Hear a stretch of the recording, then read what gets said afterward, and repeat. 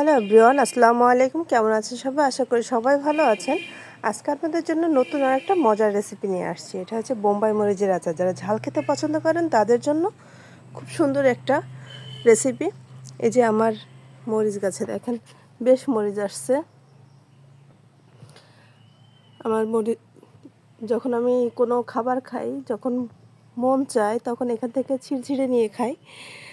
আর আজকে আচার বানাবো, কারণ বেশ মরিচ হয়েছে, এগুলো একসঙ্গে খাওয়া যাবে না, তাই আচার বানিয়ে রেখে দেব।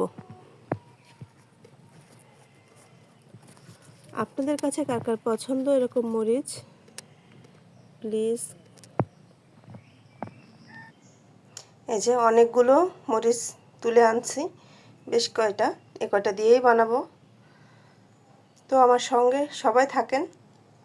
আমার এখানে লাগছে তেঁতুলের কাঠ বানিয়ে নেব, সরিষা এবং আদা বেটে নিচ্ছি। আরও লাগছে আমার সেখানে রসুন আর জিরা বাটা আলাদা করেই রেখেছি। একটু আমের পিউরি করে নেব, আম বেটে করে নেব। আর লাগছে আস্ত রসুনের কোয়া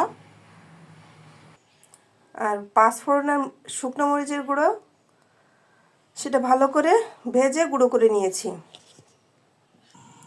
সঙ্গে তো তেল, চিনি, লবণ এগুলো তো লাগবেই, এগুলো তো সব আচারেই লাগে।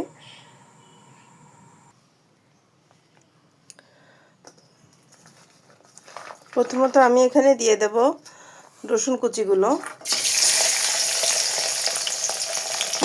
কারণ আস্ত রসুন কুচি একটু সিদ্ধ না হলে ভালো লাগবে না, আগের থেকে এটা আগে দিয়ে দিলাম।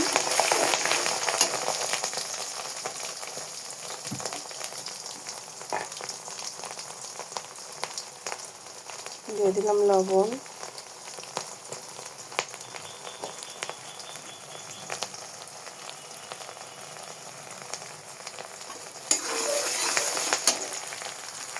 তারপরে দিয়ে দেবো এখানে রসুন বাটা, আদা বাটা এবং জিরা বাটা একসঙ্গে।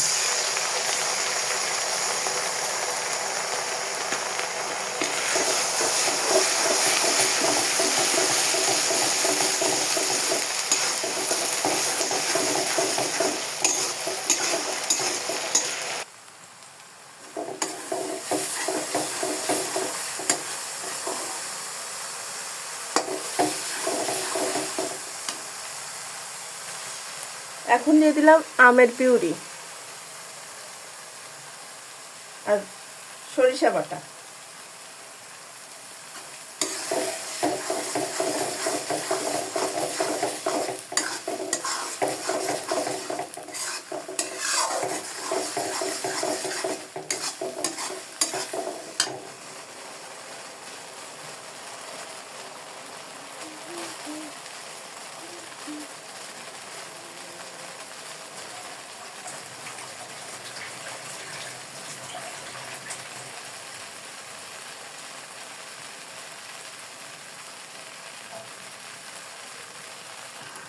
তেঁতুলের কাঠটাও এখন দিয়ে দিলাম। বোম্বাই মরিচগুলো একটু পিস পিস করে কেটে নেব, তাতে যে অনেকটা বেশি ঝাল লাগবে না, অল্প অল্প করে নিয়ে খেলেই মানুষ টেস্টটা বুঝতে পারবে। বোম্বাই মরিচগুলো পিস করা হয়ে গেছে, একটু পরেই দিয়ে দেবো। এখন দিয়ে দেবো চিনি। চিনিটা আগে দেওয়ার কারণ চিনিটার পানিটা যাতে করে ভালো করে এতে টেনে নিয়ে যায়, জাল হয়ে যায়।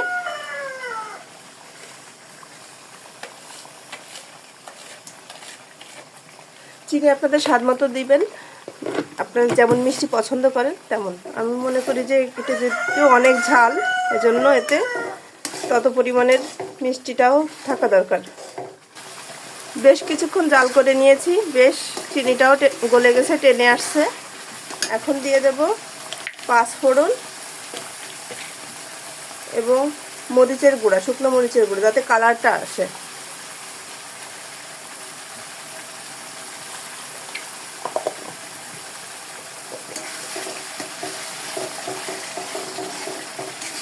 এতে দেওয়ার পরেই আমি মরিচগুলো ঢেলে দেব।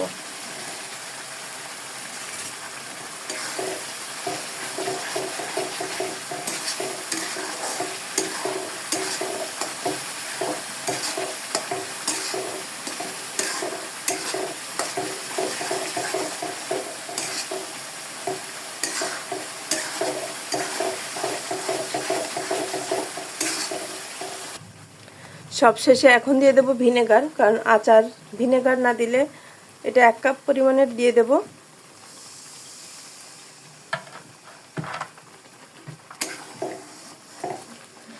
আর আমি মরিচটা একটু কমই জাল করে নিয়েছি, কারণ বেশি জাল হলে মরিচের কালারটা কিন্তু সুন্দর থাকবে না, এজন্য।